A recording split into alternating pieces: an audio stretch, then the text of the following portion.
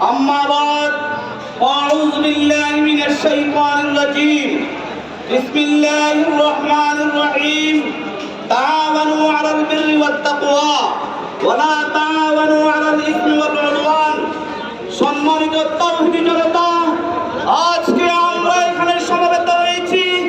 কেন সমবেত হয়েছি? রাসূল বলেছেন, আল মুসলিমু কাজাসাদিন ওয়াহিদিন। পৃথিবীর শেষ প্রান্তে আমার কোনো ভাই যদি আঘাতপ্রাপ্ত হয়, আমি যদি বাংলাদেশের শেষ প্রান্তে থাকি, তা আমার মুসলমান ভাইকে আঘাত করা মানে আমাকে আঘাত করা।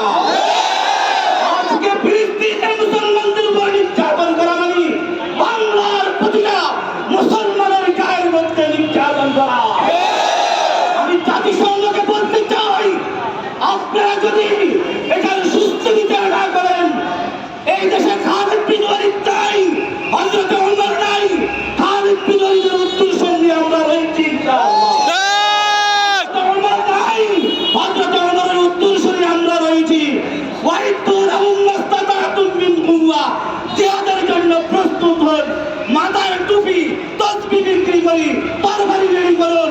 আমরা প্রতিটা ইহুদিদের রক্তে রক্তে রঞ্জিত করে মুসলমানদের ফিলিস্তিনের বিজয় ফিরিয়ে আনবো ইনশাআল্লাহ।